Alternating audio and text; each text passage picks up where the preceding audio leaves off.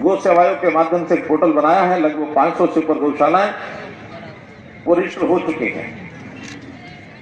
4,49,000 हमारा पशुधन है इन गौशालाओं में।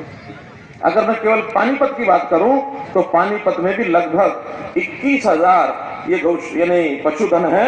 28 गौशालाएं पानीपत जिले में, जिसमें से एक ये हमारी गौशाला है और सब गौशाला हमारे श्रद्धा के केंद्र हैं। हम अभी तक जो गौशालाओं के नाते से जितना बजट का हमारा प्रावधान है, हमें भी पता है कि बजट तय तो जरूर करते हैं, लेकिन जितना होना चाहिए उतना नहीं है। इस मन में कसक है हमारे, और मैं इस बार विचार किया है कि इस अगले बजट में एक अच्छा बड़ी राशि का हम वृद्धि करके और गौशालाओं का बजट तय करेंगे।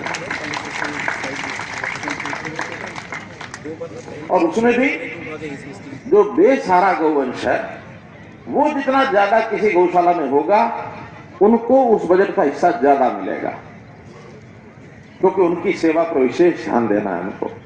इसलिए इस काम को हम आगे करने के लिए लगे हैं।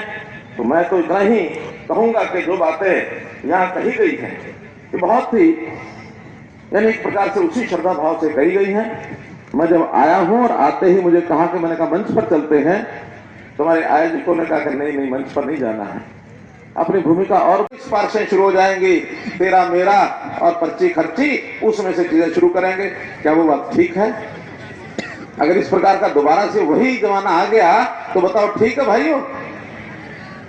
नहीं ना।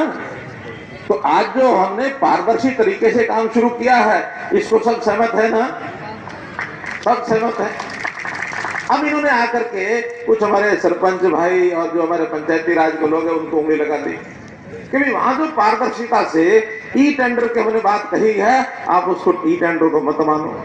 आप ये कहो कि पैसे हमारे हाथ में पकड़ाओ, हम जैसा चाहे वैसा काम करेंगे।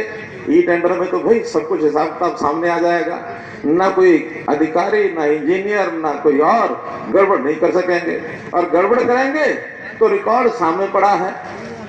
चाहे कितने ही साल बाद पकड़ा जाए, पकड़ा जाएगा। आज तो जब सरपंच बदलता है वो क्या करता है, वो सरपंच यानी उसका रिकॉर्ड उसके हाथ में होता है, आगे पकड़ाता ही नहीं। 1,000 सरपंच पिछले ऐसे हैं जिन्होंने अपना पिछला खाता हिसाब तक दिया नहीं है, और बहुत लोगों से मांगा तो कह लीजिए वो तो जो गुम हो गया जी, जल गया जी, वो तो तालाब में फेंक दिया जी, यहाँ कर दिया वहां कर दिया। क्यों? उसमें चोरी छुपी होती है। तो इस पारदर्शिता के कारण से कुछ लोगों ने तो ईमानदारी से अपना काम शुरू करा दिए, कुछ लोग आज भी उसी मूड में बैठे हैं। मेरा कहना यह है कि जिन्होंने काम शुरू कराए हैं, जितना पैसा भेजा 31 मार्च तक खर्च कर लो, और उससे पहले खर्च हो जाए और जरूरत पड़े तो जिन्होंने नहीं खर्च किया है वो सारे का सारा उन गांव में दे आएंगे जाकर। ठीक है कि नहीं? ठीक है ना? हाँ, इसलिए अपने सरपंचों को बताओ कि प्यारे सरपंच भाई या हमारी कोई बहन है तो वहां सरपंचों से प्रस्ताव पारित करा के काम कराने शुरू करो। शुरू कर देंगे तो गांव का फायदा है, उसमें किसी का नुकसान नहीं है। इसलिए मित्रों इन चीजों को हम आगे बढ़ाएं, और जहां तक गांव की एक मुझे